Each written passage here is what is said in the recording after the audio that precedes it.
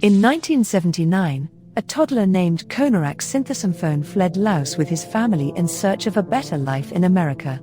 The family settled in Milwaukee, Wisconsin, 8 children living with their parents under one roof in the city's Laotian community. Unfortunately, the family's hopes for a happy future were cut short by one of the world's most infamous serial killers, the Milwaukee cannibal, also known as Jeffrey Dahmer. Dahmer sexually assaulted Konarak's older brother Somsak in 1988 and spent a short time in prison for the crime. However, tragedy struck once again in May 1991, when the serial killer murdered 14-year-old Konarak. Perhaps the most tragic part of Konarak's Sinthasomphone story is that he almost managed to escape. He was found wandering the streets of Milwaukee, naked and in a daze, but police sent him right back into Dahmer's apartment, securing his grisly fate. This is the heartbreaking tale of Jeffrey Dahmer's youngest victim. Konarak Sinthasomphone's father, Sunthon, was a rice farmer in Laos when communist forces overthrew the country's monarchy in the 1970s, according to the New York Times. When the government tried to seize his land, he decided to leave for the safety of his family. Late one night in March 1979, Sunthon put his family on a canoe and sent them across the Mekong River to Thailand.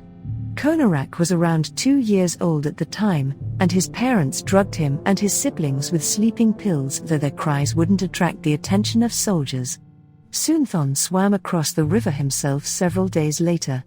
In Thailand, the Sinthasomphone family lived in a refugee camp for a year. An American-based Catholic program then helped them relocate to Milwaukee, where they settled in 1980. Life in the United States wasn't always easy for the Sinthasomphones, but over the next several years, most of the family learned English and assimilated into American culture.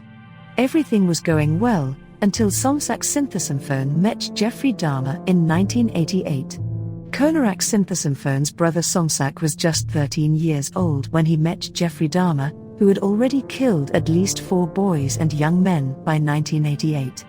Though Somsak escaped with his life, Dahmer sexually assaulted the teenager after convincing him to participate in a nude photo shoot in exchange for money. As reported by People, Dahmer was initially sentenced to 8 years in prison for the assault, but he was released after less than a year behind bars when he wrote the judge on the case a letter expressing his regret. Dahmer was still on probation for his crimes against Somsak 3 years later when he lured 14-year-old Konarak in the very same way. On May 26, 1991, Dahmer met Konarak in a Milwaukee mall. The Sinthasophone family was struggling for money, so when Dahmer offered the boy payment for a photo shoot, Konarak reluctantly agreed. He accompanied Dahmer to his apartment, where his attempt to earn an income for his family quickly turned into a nightmare. Early in the hours of May 27, 1991, Dahmer's neighbor Glenda Cleveland placed a call to the Milwaukee police. According to court documents, she told the dispatcher, "I'm on 25th and State, and there is this young man. He's buck naked. He has been beaten up. He is really hurt. He needs some help." Konarak Sinthasophone was naked and bleeding in the street outside Dahmer's apartment. Unbeknownst to Cleveland, and to the police who responded to her call, Dahmer had already begun torturing the boy.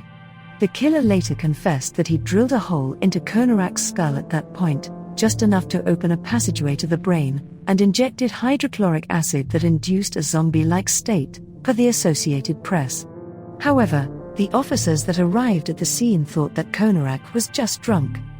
The teen had escaped when Dahmer stepped out of his apartment to go buy liquor, but the deranged serial killer returned home while the police were attempting to question Konarak.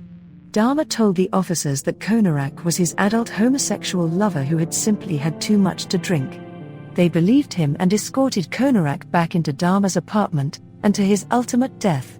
Despite the vigorous protestations of several African Americans on the scene, the court documents read, the officers and Dahmer led Sinthasophone back to Dahmer's apartment, where the body of one of Dahmer's victims lay unnoticed in an adjoining room. 30 minutes later, Konarak Sinthasophone was dead, the 13th victim of the Milwaukee monster. Jeffrey Dahmer was finally arrested on July 22, 1991, when another potential victim, Tracy Edwards, managed to escape from his lair and flagged down the police. In the killer's apartment, Authorities found the remains of 11 separate victims, including Konorak. In the wake of Dahmer's capture, many were left wondering how his crimes had gone on for so long despite plentiful evidence against him and numerous reports that he was up to no good. When the nature of the killer's crimes ultimately came to light, Milwaukee Police Chief Philip Areola fired John Bulcherzak and Joseph Gabrish, the two officers who had responded to Glenda Cleveland's call about Konorak on May 27, for not doing their jobs properly. Areola said the officers failed to positively identify Konorak, thoroughly listen to witnesses, or call their superior officers for advice. A court order later reinstated the men. Recordings also show that one of the officers joked about needing to be deloused after leaving Dahmer's apartment and that they refused to listen to Cleveland, who called 6 times insisting that Konorak was in danger after they left. "I wish there had been some other piece of evidence or information available to us," Gabrish later said, according to the Associated Press. "We handled the call the way we felt it should have been handled."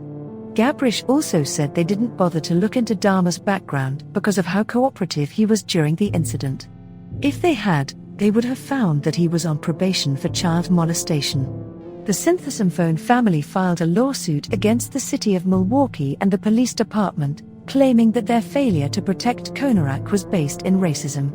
In 1995, the city settled the suit for $850,000. The New York Times reported that the Syntheson Phone family struggled greatly with their son's death. Many of them described feeling numb. Soonthon even questioned why he had ever come to America in the first place. "I escaped the communists and now this happens. Why?" After learning the story of Jeffrey Dahmer's youngest victim, read about the killer's mother, Joyce Dahmer, and the difficult circumstances that plagued her life. Then, read about David Dahmer, the reclusive brother who changed his name. Thank you for watching. Like the video if you enjoyed and make sure to subscribe to never miss a video. Check out our other videos for more interesting stories. Until next time.